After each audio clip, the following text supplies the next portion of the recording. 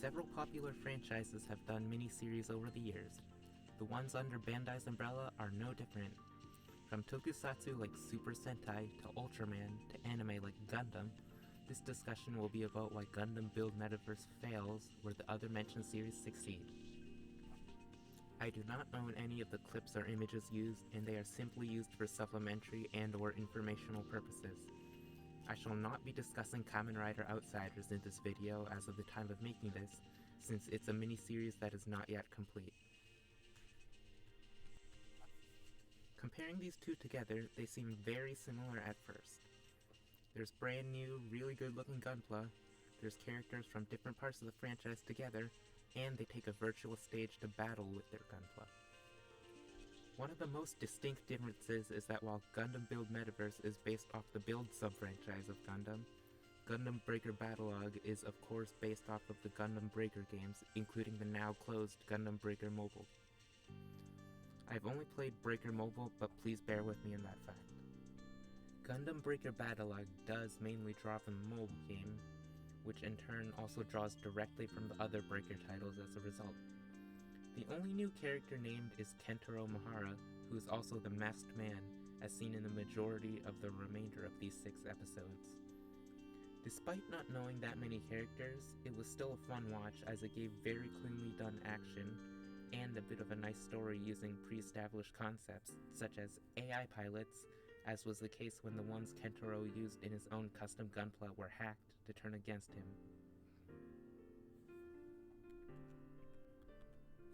Gundam Build Metaverse has several new characters, including, but not limited to, Ryo Hojo and Saria, or Mask Lady.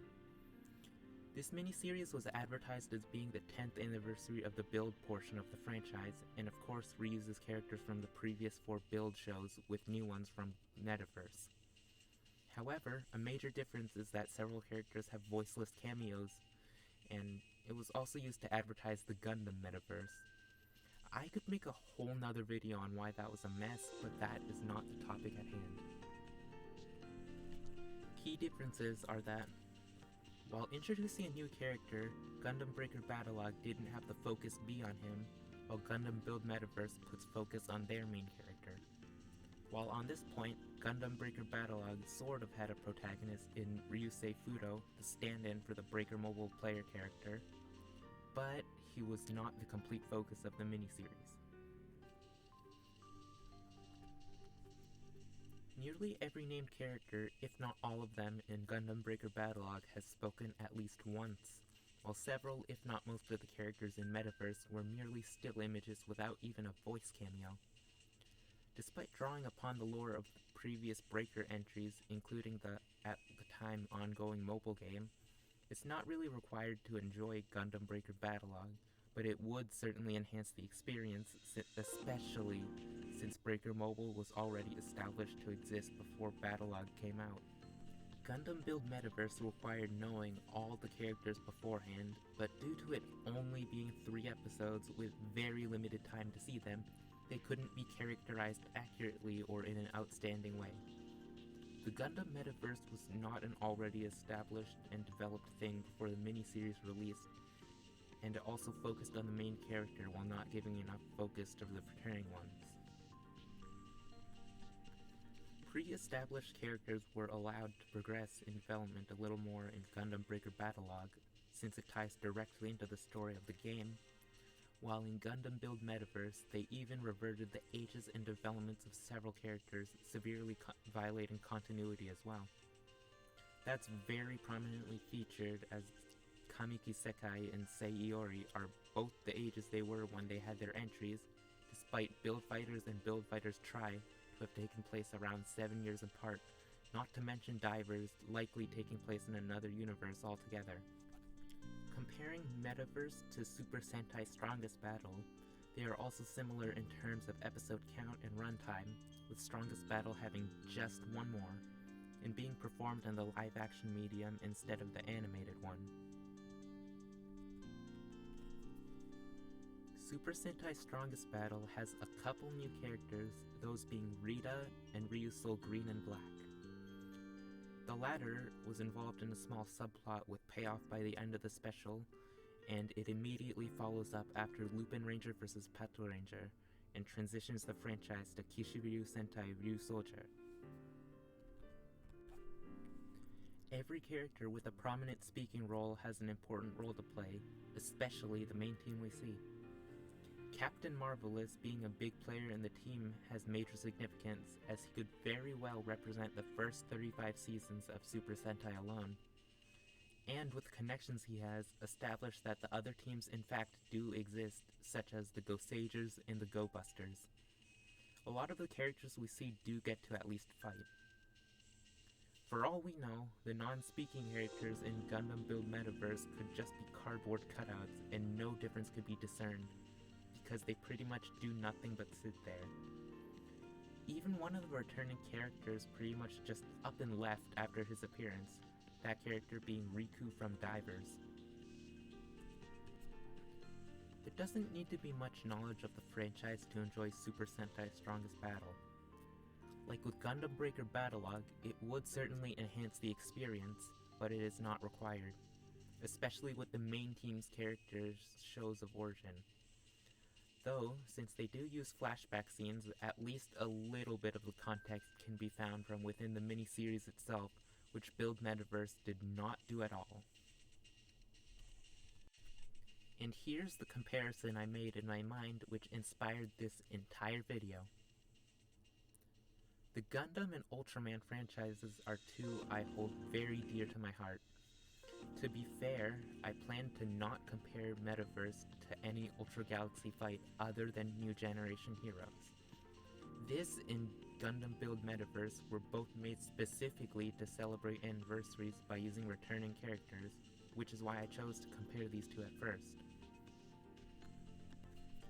New Generation Heroes actually has a little less runtime than Gundam Build Metaverse, being around 50 minutes. Even considering if Gundam Build Metaverse had episodes that were 23 minutes each, that would still be over an hour. However, New Generation Heroes actually pulled off what it wanted to do more successfully. New Generation Heroes got right into the action and used its time wisely, not having many new characters that needed much work at all, those being the Darkness copies of X, Orb, and Jeed, and this specific version of Zero Darkness, if that counts. Gundam Build Metaverse meandered with the new characters they introduced and was trying to do too many things at once, while New Generation Heroes was only doing one thing: to celebrate the anniversary of the New Generation Ultras and lead into the newest entry at the time. Even Reboot was a character that had already existed long before Ultra Galaxy Fight was even a planned idea. Gundam Build Metaverse seemed to be doomed to fail from the start, with not having enough time to do what it wanted, and wanting to promote a product while also trying to celebrate an anniversary, which, when looking back on it, seemed to just be an afterthought when considering the whole thing. Once again, unlike Gundam Build Metaverse, the characters were allowed to keep their post-series progressions, culminating in two ideas in particular. The first is the celebration of Zero's influence over the new generation, with each of the heroes before Rosso and Blue using what Zero gave them or taught them while drawing upon his power, and then them returning the favor by giving him Zero Beyond Galaxy Glitter. The second idea is most of the new generation using what they obtained from the previous movies or specials during the climax of the miniseries, like Victory Knight, Beta Spark Armor, Orb Trinity, Ultimate Final, and Groove to finish off Ultra Dark Killer for good. And while Taro granted Ginga his own power to use again, it was to demonstrate the unity and power of the new generation, with the rest of the new generation heroes giving their power to Ginga and letting him perform the new generation dynamite as a loving callback to how Taro had used it himself, as featured in a previously shown scene in the special, which in turn could also be a nod to how Taiga is Taro's biological son. While there were many callbacks and nods to previous or ongoing content in New Generation Heroes, the only thing needed to know was the idea of Ultraman and maybe a little bit of the deals of the characters featured. In conclusion, while Gundam Build Metaverse fell down spectacularly in several aspects, Super Sentai, Ultraman, and even a previous entry in the very same franchise have succeeded where it had failed, Due to allowing character progression, allowing featured characters to have something to do, keeping as much continuity as possible, having a satisfying end goal or culmination of what happened, and using the limited runtimes of their own content wisely in order to make the most enjoyable experience possible with what they have. Though, despite all of them really being advertisements for products, they still had stories full of heart that they wanted to tell at the same time. Metaverse had failed here since it was all advertisement and no heart, truly souring the experience of being a Gundam build fan.